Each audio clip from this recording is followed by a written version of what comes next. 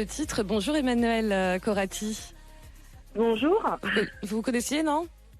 Oui, bien sûr. Bien sûr. Voilà. Alors, merci d'être avec nous en direct ce matin. Vous êtes présidente de l'association #Back et pas Black, Back to Earth. Autrement dit, on l'a bien compris, retour à la nature. Et puis sur votre site, vous rajoutez pour un retour à la terre et sur terre des citoyens.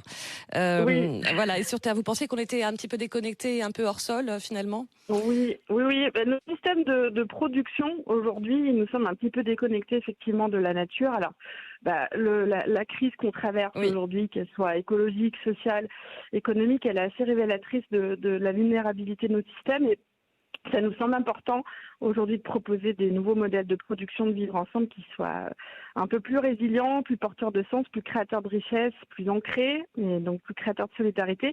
Et donc, on propose, nous, quelque chose autour du thème du retour à la terre.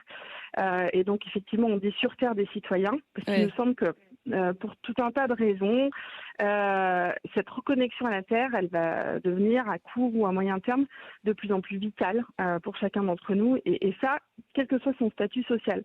Je pense ici aux questions d'épuisement des ressources, au réchauffement climatique, à l'effondrement de la biodiversité, aux questions de l'emploi, de la santé, voire même, alors, si on écoute les discours sur l'effondrement des questions de survie, alors ces constats, ils sont inquiétants, mais la bonne nouvelle, c'est qu'il existe une multitude d'initiatives incroyables en France qui répondent à ces enjeux. Et c'est ça votre rôle à vous, c'est ça le rôle de ce mouvement, c'est quoi? C'est de coordonner, de fédérer tous ces acteurs-là concrètement? Oui, exactement. Alors en fait aujourd'hui, quand on observe ce qui se passe, il y a un foisonnement d'initiatives. Alors en France en particulier, alors ce sont des agriculteurs, des chercheurs, des néo-ruraux, des associations, des entrepreneurs, des artistes qui inventent un petit peu partout en France un nouveau rapport au monde, à la nature, d'autres façons de se nourrir, de travailler, de se loger, de vivre ensemble.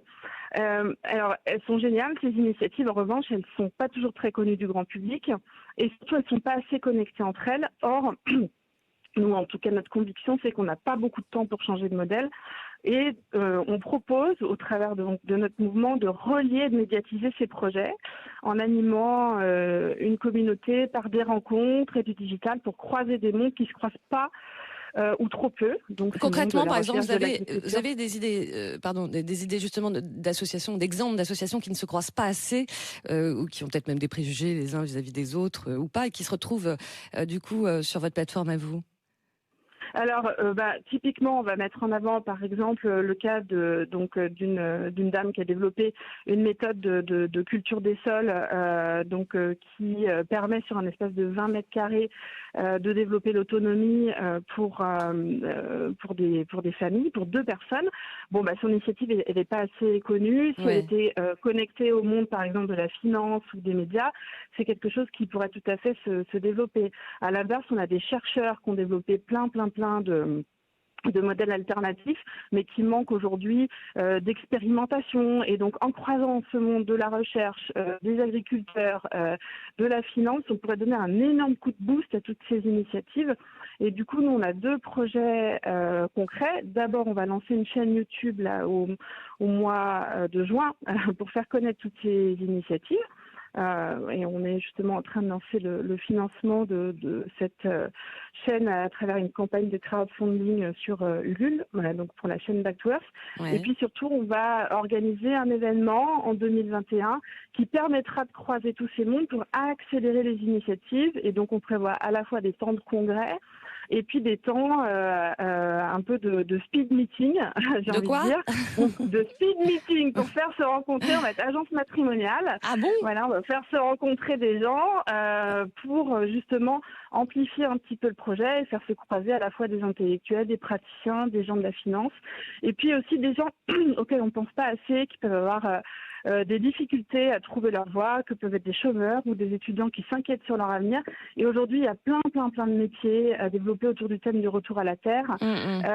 Et on va en avoir de plus en plus besoin. Et donc, de toute façon, vous revendiquez une démarche, Emmanuel Corati, une démarche à la fois écologique et humaniste aussi. Oui.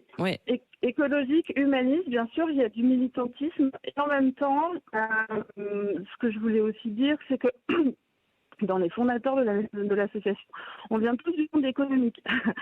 Donc on n'est pas des gens, on va dire, déconnectés aujourd'hui du système tel qu'il est. En revanche, ce qu'on essaye de faire, c'est de faire bouger les lignes. Alors pour ma part, je suis directrice du développement durable dans un groupe. D'autres collègues travaillent aussi en entreprise ou dans le monde culturel. Mais effectivement, ce qui nous rejoint, ce sont des convictions écologiques, humanistes. Et en même temps, on a envie de bouger les lignes, on est plein d'énergie. Et donc, oui, ça se sent. On essaye de lancer les choses avec une certaine audace. On espère que ça nous réussira et que ça réussira à tout le monde. Voilà. C'est marrant parce que sur votre site, effectivement, j'ai regardé un petit peu le profil de votre équipe, comme vous dites, plutôt des trentenaires d'ailleurs. Vous vous présentez quarantenaire, Voilà, trentenaire quadra. Vous vous présentez comme diplômée d'HEC, guitariste et chanteuse. Vous pensez qu'il y a aussi une génération qui a envie de retrouver, on en a beaucoup parlé ça, d'un autre sens à sa vie, à sa carrière, et loin des chiffres, loin des finances, ou en profitant de cette expérience-là aussi pour aller ailleurs. C'est ça répond à ces aspirations. C'est pour ça que je vous dis, ça parle aussi bien effectivement à des gens qui peuvent être en situation de précarité. Il ne faut pas se raconter d'histoire. Il y a aussi des situations qui sont déjà difficiles. Dans les campagnes, les néo-ruraux, ce ne sont pas que des bobos comme moi, par exemple. Moi, j'ai pas de difficulté à me mettre cette étiquette. Mais au-delà de ça, il y a un vrai questionnement aujourd'hui du sens du travail, de l'utilité. Il y a des crises d'ailleurs qui se vivent dans le monde de l'entreprise. On appelle ça, j'en discutais avec quelqu'un cette semaine, les bore-out, des gens qui font pas de burn-out, mais qui s'ennuient, qui trouvent plus de sens à leur travail. C'est ça. Et qui veulent mettre finalement leur énergie, leurs compétences à des choses qui sont utiles. On est un certain nombre à éprouver aujourd'hui les limites du système. Et donc, tout en étant dedans, on essaye de faire bouger les lignes. On essaie de mettre nos compétences au service d'autre chose. On a bien compris. Voilà. Vous vivez à la campagne, vous d'ailleurs, ou pas? J'ai un pied à la campagne, justement, et c'est de là qu'est parti le projet, puisque j'ai vendu mon appartement à la ville et je viens d'acheter une maison à la campagne, en bordure de rivière.